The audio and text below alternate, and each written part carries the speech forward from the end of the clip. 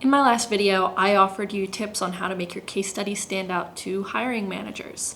But another reason that you might be missing out on interviews is because you don't know what you want. Today, I'm going to talk to you about how to find your dream UX design job. What's up, guys? Welcome back. If you're new to my channel, hello, I am Morgan. I am a UX designer, but not at first. I switched careers to UX design and I make videos talking about that. UX design, changing careers, and the pain of existence. If that kind of content interests you, make sure to subscribe. As I stated in my last video, my UX design job transitioning journey isn't like a lot of the UX influencers that you see on YouTube and Medium.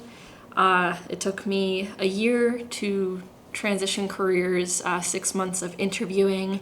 And a reason for that is because I was applying to every single job I saw. I was basically a generalist, not really tailoring to anything and just sort of throwing my resume out there and hoping to reel something in.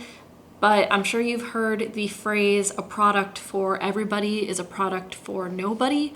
And the same type of thinking applies when it comes to job applications. The moment you start defining what kind of company, specialization, and or industry you want to be working in, it will change the way that you apply to jobs and it will set you up for success during the interview process. So the first thing you need to do is start setting up what are your ethics, what are your boundaries, and what are your dislikes. One of the easiest ways to get started with this process is by weeding out the things that you know you don't want. So for me, I personally wasn't interested in anything e-commerce related.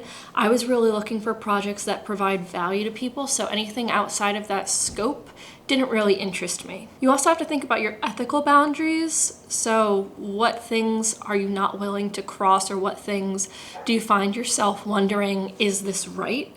So for me, an ethical boundary is I would not work for a multi-level marketing company. I find them predatory and I don't want to be associated with them in any way. I'm also not a fan of things that are marketed to kids outside of educational products, and anything that targets people to try and get them to spend money without offering any true value in return. Those were sort of ethical things for me that I didn't want any problems down the road. So that's sort of where I drew the ethical line. Yours may be different. You may not care. You might just want to provide the best user experience possible and not really think about what type of company you're working for, and to each their own. And then of course you need to come up with your own personal boundaries. So a huge boundary that I had to put up that I was struggling with when I was getting interviews in the beginning, it was for jobs that I'm really glad that I passed on or didn't get a call back for, because they were roles that involved things outside of UX design. I'm talking coding, marketing, mocking up flyers, basically things that are outside the role of a UX designer.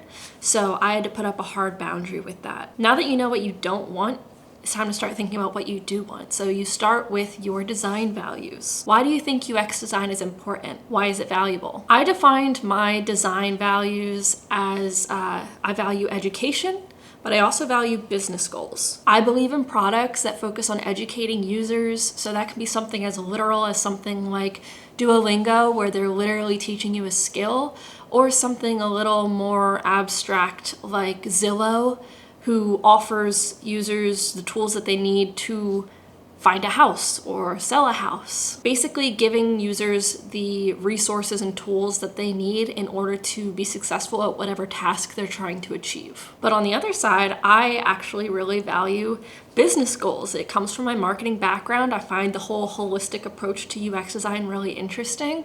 I know that I just said, like, I don't want to do things outside of UX design, but that's not what I'm talking about. I'm talking about how UX design affects other parts of the business. So you do your UX design role, but you take marketing into account, or you take the developers into account while you're performing your role.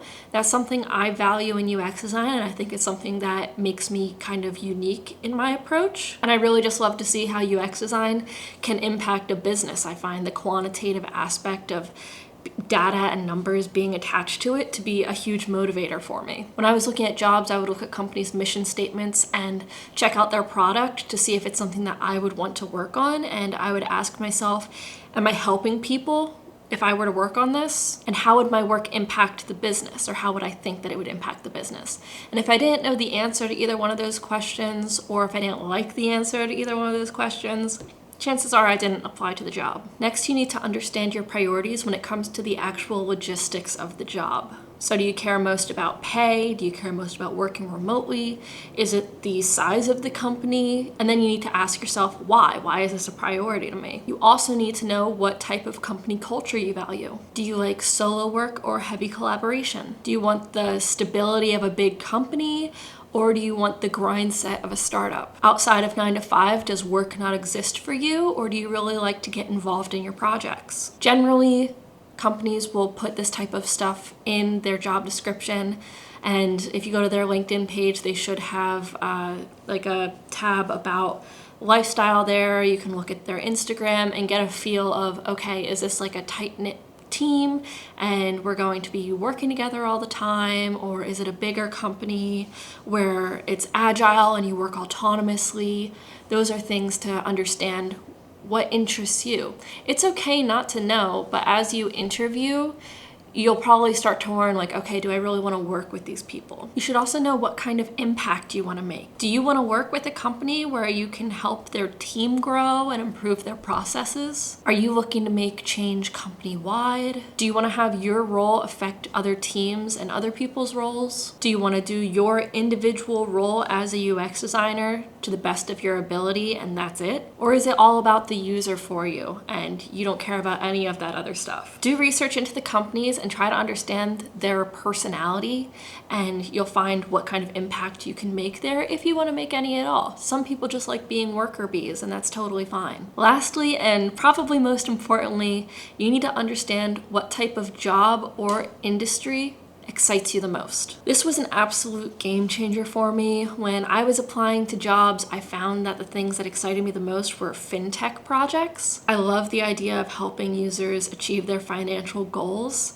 It's a huge personal interest of mine. I bug my friends about it all the time, and now I work for one of the largest financial services companies in the world. So next time you go on LinkedIn, make sure to pay attention to what jobs catch your eye the most. Maybe you want to work for a big tech company. That's what you find yourself looking at. Maybe you find yourself drawn to things like the fashion industry or projects that involve game design. Pay attention to the themes of what actually ignites like a little bit of excitement in you, what makes you want to look into a job more. Pay attention to that. It's probably one of the most valuable things you can do. Not only is knowing all of this information about yourself going to help you when it comes to tailoring your projects and your resume, but it's also going to really help you in the interview process. Now you can start tailoring your resume so that you get rid of all of those extra things that aren't related to your values or they're outside of your boundaries. You can also start changing things, like if the job title you've given yourself on your resume is too generic, maybe you put UX UI designer, change it to what you actually want to do. If you actually just want to do UX design or you just want to do UI design, change it to that. Maybe you're interested in interaction design. Try and be a little bit more specific in your resume when it comes to what you actually want to do. You can also include your design values in your description of yourself, and I'd even change it on your LinkedIn profile in your About section. Really talk about what excites you about UX design. You should also make it clear on your portfolio site what you're interested in doing. I'm not saying that you should be super specific in the sense of saying something like, I'm interested in doing XR design. That's something that I did. Huge mistake, huge waste of my time because I didn't really have experience in it. It's different if you're actually like an expert in that field, but I really pigeonholed myself in that one. But you can be specific in what your values are, like I said. So what I would change it to is you like educating users and giving them the tools that they need to succeed. That's specific in what your perspective of UX design is, but it doesn't pigeonhole you. However, you can say things like you specialize in mobile apps because that's still generic enough that you're not putting yourself in this itty bitty box, but there should be solid reasoning behind it. Otherwise, I would just go with your values. This also applies to your projects. So start working on projects that really interest you.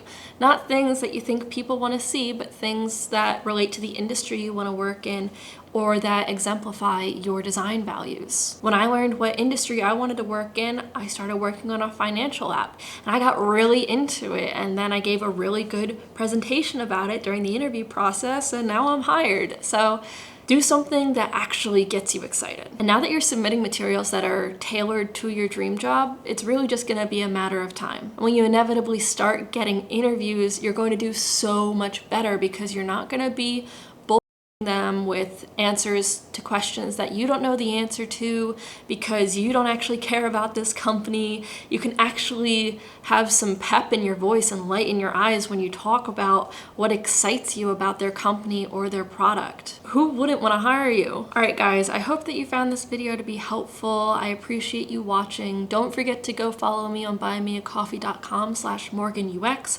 I am posting there.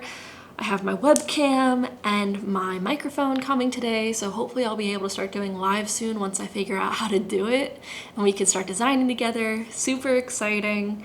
I really appreciate you guys watching this video. Don't forget to like, comment, and subscribe. Leave your portfolio link in the comments or on buymeacoffee.com/MorganUX if you want me to review your portfolio in a video. Thank you guys so much for watching, and I'll see you in the next one. Bye.